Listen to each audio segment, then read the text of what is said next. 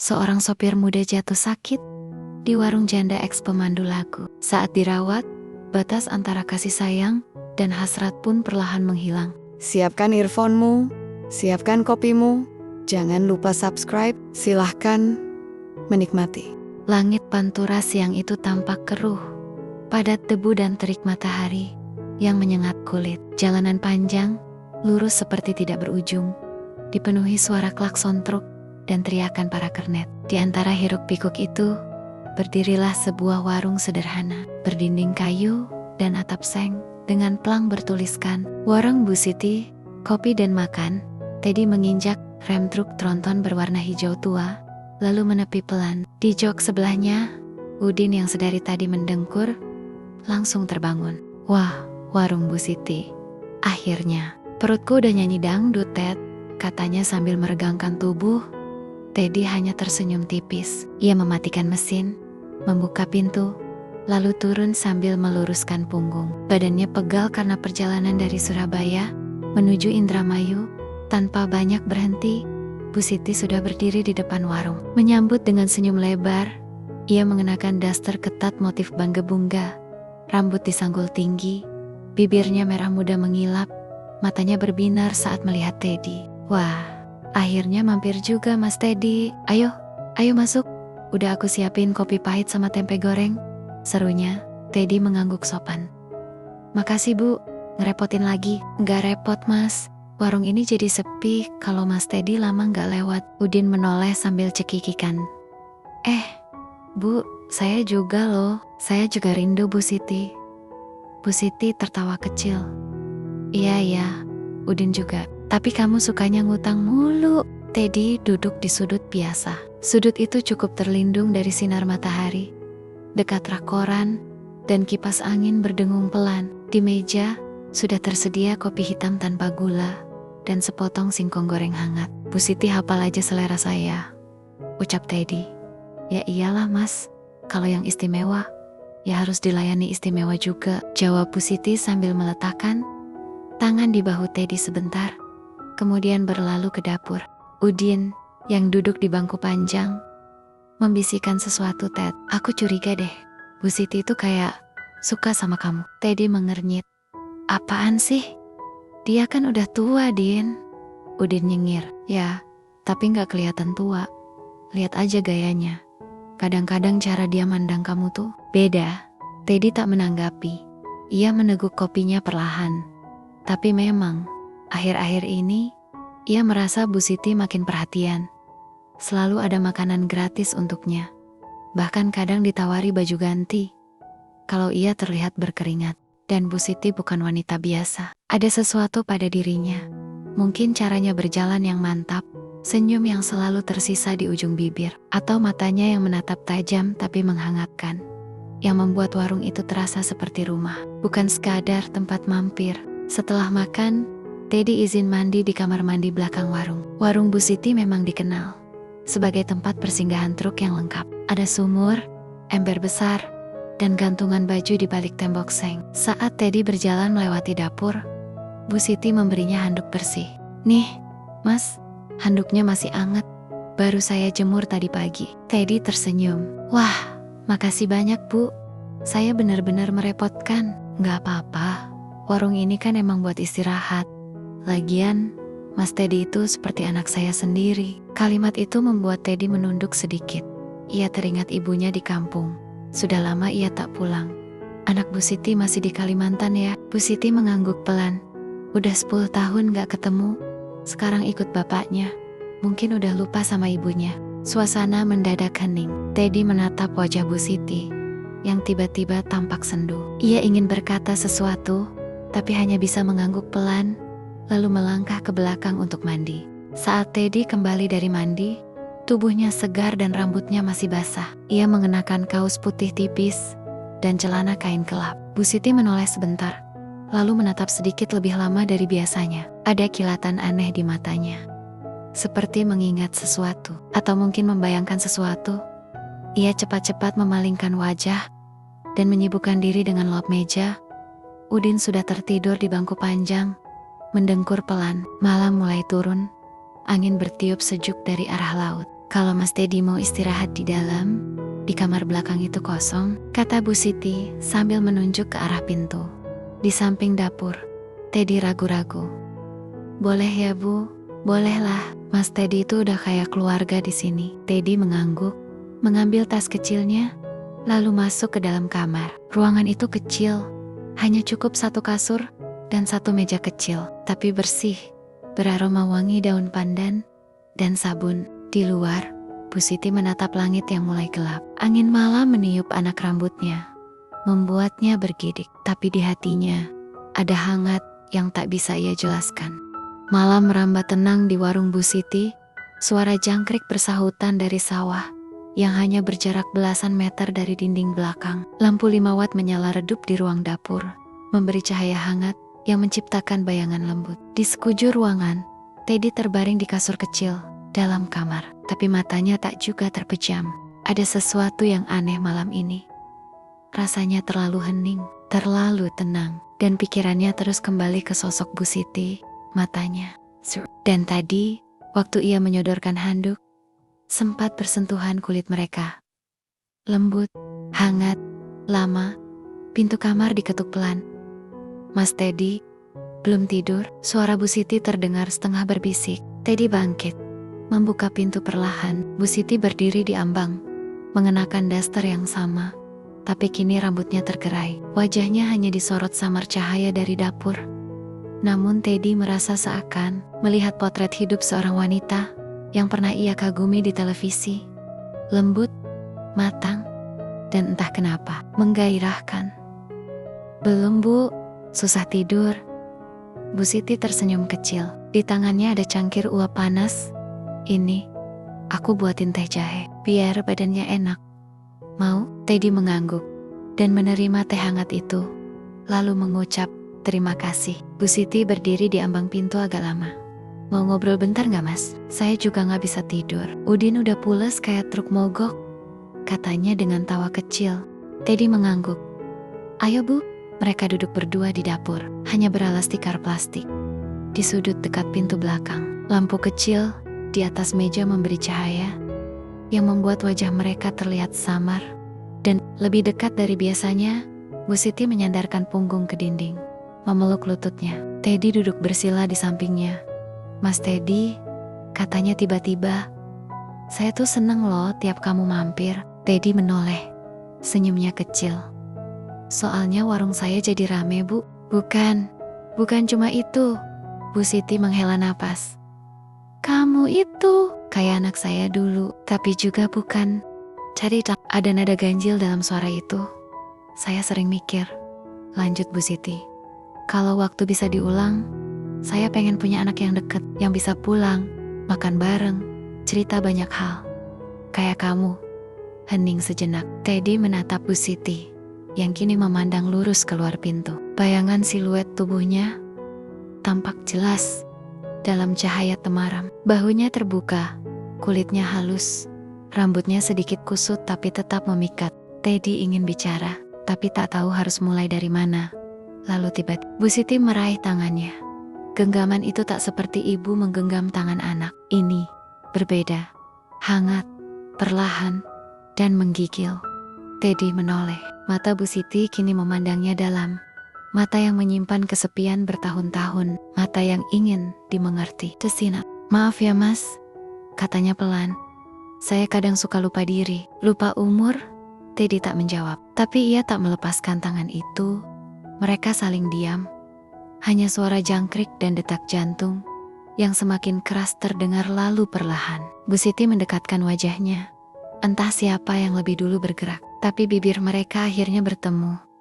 Ringan, seperti menyentuh kelopak bunga, lalu makin dalam. Napas Bu Siti mulai tersengal pelan. Tangan Teddy kini menggenggam lengannya, lalu berpindah ke punggung. Tarikan tubuh mereka makin dekat.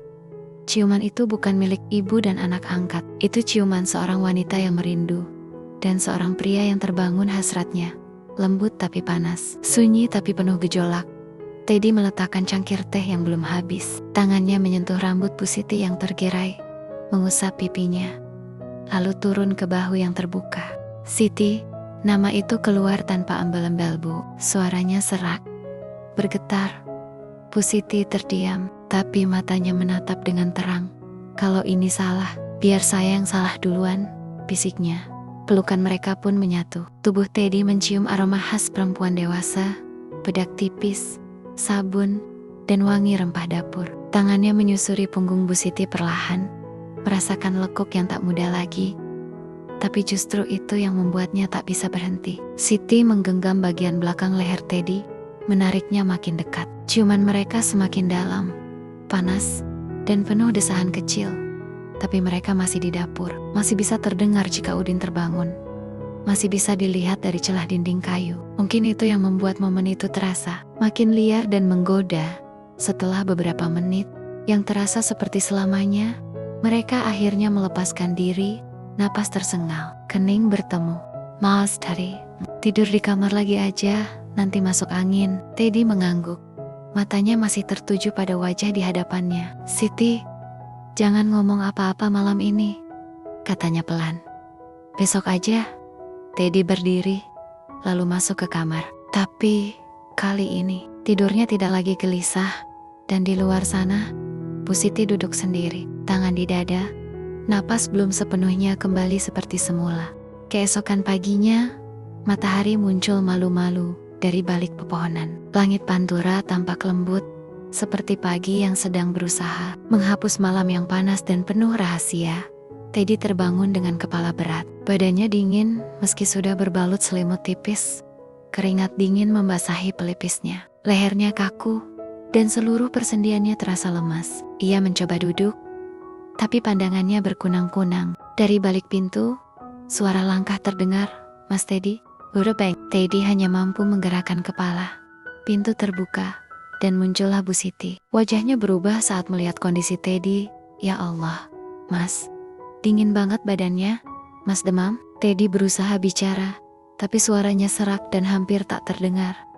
Tanpa pikir panjang, Bu Siti masuk ke kamar, duduk di sisi kasur, dan menyentuh kening Teddy. Panasnya tinggi. Mas diam aja ya. Saya ambil air hangat. Jangan paksa bangun. Sementara itu, Udin yang sudah siap dengan catatan pengiriman dan surat jalan, mengerutkan dahi ketika mendengar kabar dari Bu Siti. Teddy tak bisa melanjutkan perjalanan ke Lampung. Gimana dong Bu? Kiriman ini harus sampai sore besok. Kalau nunggu Mas Teddy sembuh, bisa kena penalti. Bu Siti berpikir cepat. Kamu bawa aja sendiri, Din. Kamu kan udah biasa nyetir juga. Teddy istirahat di sini. Tapi saya nggak biasa nyetir full sendirian. Bu Siti menatap tajam. Kamu bisa. Ini penting. Biar saya yang jaga Mas Teddy. Saya nggak tega ninggalin dia dalam keadaan kayak gini. Udin akhirnya mengangguk. Iya deh Bu. Tapi tolong dijaga ya. Insya Allah, kata Bu Siti. Saya jagain seperti anak saya sendiri. Tapi dalam hati, ia tahu perasaannya pada Teddy bukan lagi seperti pada anak. Hari berganti siang. Bu Siti merendam kain di baskom air hangat, lalu mengompres Teddy yang mulai mengigau pelan. Ia juga menyuapi Teddy bubur yang ia buat sendiri. Setiap tetes keringat yang menetes dari tubuh Teddy, setiap keluhan yang lolos dari bibir lelaki muda itu, seolah mengiris sesuatu dalam dada Bu Siti. Bukan sekadar iba, tapi juga hasrat yang aneh. Naluriah, nyaris naluri seorang perempuan yang lama tak disentuh. Sore hari, demam Teddy sedikit mereda, tapi tubuhnya masih lemah. Ia hanya berbaring, menatap lenggit-lenggit kamar sambil mendengarkan suara Bu Siti yang hilir mudik dari dapur ke kamar. Lalu saat malam kembali turun, hujan gerimis mulai menetes dari langit. Udara jadi dingin. Bu Siti masuk ke kamar, membawa semangkuk air hangat dan kain bersih. Mas, saya mau bersihin badan Mas ya, biar enak tidurnya. Teddy tak bisa protes. Ia hanya bisa mengangguk lemah. Bu Siti duduk di pinggir kasur, menggulung lengan bajunya perlahan. Tangannya yang halus mulai menyeka wajah Teddy, lalu turun ke leher, ke bahu. Gerakannya sangat lembut, seperti ingin menghapal tiap inci kulit Teddy. Setiap sentuhan kain hangat itu membuat tubuh Teddy menggigil. Bukan karena dingin, tapi karena ada sesuatu yang berubah. Aura di kamar itu tak lagi seperti antara ibu angkat dan anak angkat. Kain itu menyentuh dada Teddy, lalu turun perlahan ke perut. Sesekali mata Bu Siti menatap wajah Teddy yang mulai memerah Meski ia mencoba menahan ekspresi. Siti, terima kasih. Bu Siti berhenti mengusap, lalu menaruh kain di baskom. Tangannya berpindah ke wajah Teddy, menyentuh pipi, lalu turun ke lehernya. Kamu hangat sekarang. Tangan itu tak kunjung dilepaskan. Bahkan, malah merambat naik ke rahangnya. Mata mereka bertemu. Teddy tahu, jika ia diam, maka Bu Siti yang akan lebih dulu mendekat. Dan benar, dalam diam, Bu Siti membungkuk perlahan. Wajahnya mendekati wajah Teddy. Bibir mereka hanya terpisah beberapa sentimeter. Kalau ini salah, bisik Teddy pelan. Biar kita salah bareng, jawab Bu Siti. Dan mereka pun berciuman lagi. Tapi malam ini tak seperti semalam. Ciuman mereka tidak terburu-buru, justru lebih lambat, lebih dalam, lebih menggoda. Tangan Bu Siti menjelajahi dada Teddy, membelai setiap lekuk yang terbuka. Teddy pun mengangkat tangannya, menyentuh pinggang Bu Siti, menariknya lebih dekat, hingga tubuh mereka bertemu. Tubuh wanita itu terasa padat tapi hangat, matang, dan saat tubuhnya menempel di dada Teddy, dunia seakan lenyap. Hanya napas mereka yang terdengar, hanya desir hujan yang menemani. Pakaian mereka tetap utuh, tapi jari, bibir, dan kulit, mereka bicara banyak hal yang selama ini hanya disimpan. Cinta yang lambat, tapi berani. Hasrat yang tertahan, tapi akhirnya tumpah dalam bisikan dan ciuman. Setelah beberapa lama, mereka berbaring berdampingan di kasur. Bu Siti memeluk dada Teddy, dan lelaki muda itu membelai lembut rambutnya. Tak ada kata, hanya napas tenang dan perasaan nyaman yang baru pertama kali dirasakan oleh keduanya sejak lama. Sudah 3 hari Teddy tinggal di warung Bu Siti. Tubuhnya berangsur pulih, meski sesekali demam masih menyerang. Tapi rasa yang menghangatkan hatinya justru datang dari pelukan dan senyuman Bu Siti. Siang itu, udara panas menyengat. Teddy duduk di bangku depan warung, memandangi jalanan Pantura yang dipenuhi truk-truk berat dan debu beterbangan. Kepalanya bersandar di tangan, matanya kosong. Dalam hatinya muncul tanya tentang arah, tentang batas, tentang hubungan yang sudah melewati garis yang seharusnya dijaga. Bu Siti keluar dari dapur, membawa 2 gelas es teh manis. Kepikiran mas? Tanyanya sambil duduk di sebelah Teddy. Teddy menoleh pelan, senyum tipis terbit di bibirnya. Tapi matanya menyimpan awan. Saya bingung, Sid. Bu Siti menatapnya. Hati perempuan itu terasa mencelos, seperti sudah tahu arah pembicaraan. Saya nggak nyangka ini semua bisa terjadi, lanjut Teddy. Awalnya saya cuma nganggep ibu itu seperti rumah tapi sekarang rasanya udah bukan rumah, tapi seperti dunia itu sendiri. Bu Siti tersenyum, namun kelopaknya mulai basah. Ia memegang tangan Teddy, menggenggamnya erat. Kamu pikir aku nggak takut mas? Aku lebih tua 20 tahun, aku janda, dan kamu laki-laki muda yang hidupnya masih panjang. Tapi malam itu, kamu buat aku ngerasa hidup lagi. Teddy menunduk. Apa orang-orang gak bakal ngomong macem-macem Sid? Orang-orang emang selalu ngomong, jawab Bu Siti. Tapi yang ngerasain hidup kita, cuma kita berdua. Mereka terdiam. Di jalan, suara klakson truk bersahut-sahutan. Sore menjelang, Udin akhirnya kembali dari Lampung. Truk parkir di halaman samping, dan ia langsung masuk ke warung dengan langkah cepat. Mas Teddy. Waduh, syukurlah udah baikan. Teddy menyambutnya hangat, tapi Udin sempat melirik ke arah Bu Siti yang tengah menyiapkan nasi di dapur. Ada tatapan curiga di sana. Malam harinya, setelah makan, Udin menyusul Teddy yang duduk sendiri di bangku belakang warung. Mas, katanya pelan. Teddy menoleh. Aku gak bermaksud ikut campur, tapi aku lihat cara Bu Siti lihat sampean tuh beda. Teddy hanya diam. Sampean juga kelihatan nyaman banget sama dia. Aku ngerti mas, tapi apa sampean yakin ini jalan yang bener? Teddy menarik napas panjang. Aku juga gak yakin Din. Tapi saat aku sakit, yang ngerawat aku, yang jagain aku, yang peluk aku, bukan siapa-siapa, tapi Siti. Dia gak minta apa-apa, tapi dia ada. Udin lalu menepuk pundak Teddy. Aku cuma mau bilang, apapun keputusan sampean, aku dukung. Asal sampean bahagia. Teddy memutuskan tetap tinggal 2 hari lagi. sebelum kembali bekerja. Hubungan dengan Bu Siti berjalan tenang, tapi ada ruang baru yang terbuka.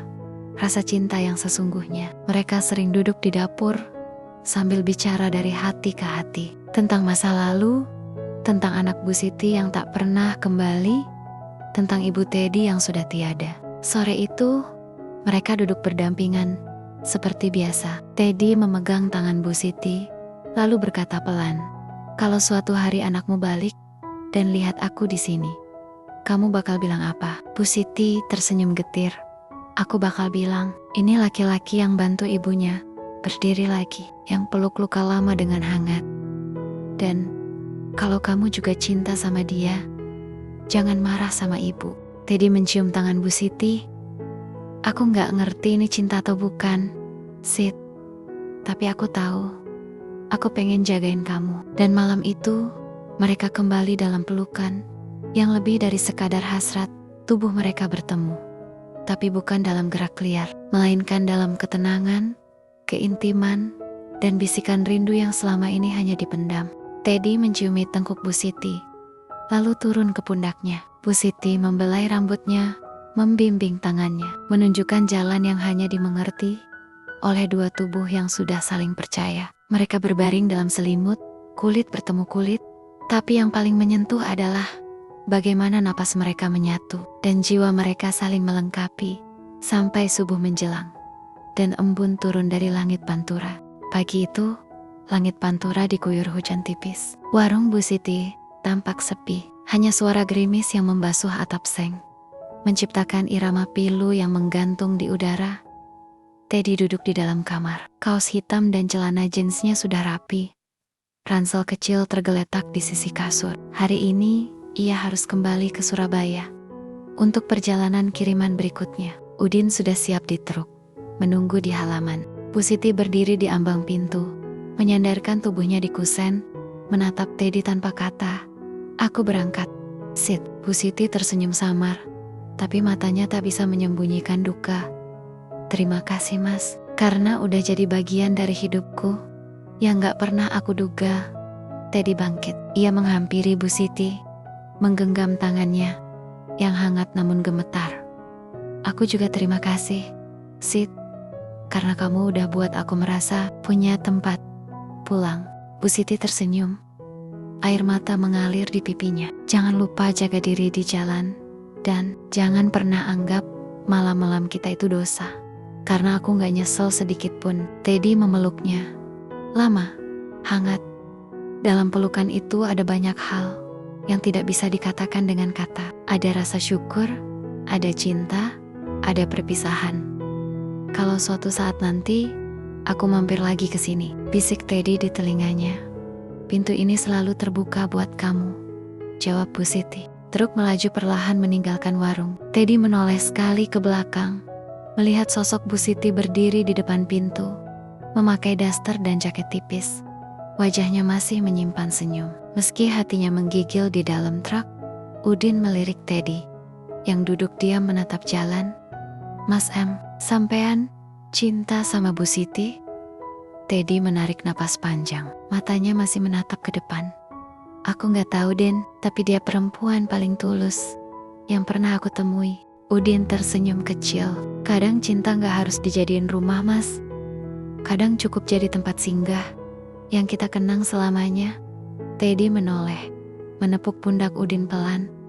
"Kamu benar." Dan mereka pun melaju menembus hujan tipis di Pantura. Di belakang mereka, warung itu tetap berdiri, sepi tapi menyimpan cerita tentang janda dan sopir muda, tentang ciuman dan pelukan, tentang cinta yang sempat tumbuh meski tak bisa sepenuhnya dimiliki. Beberapa bulan kemudian, sore menjelang di warung kopi itu, Bu Siti duduk sendiri, menyapu halaman, ketika sebuah truk besar berhenti perlahan. Di depan warung, dari dalam, turun seorang pemuda. Bukan Teddy, tapi pemuda itu membawa sebuah kotak kecil, dan senyum di wajahnya. "Ibu Siti?"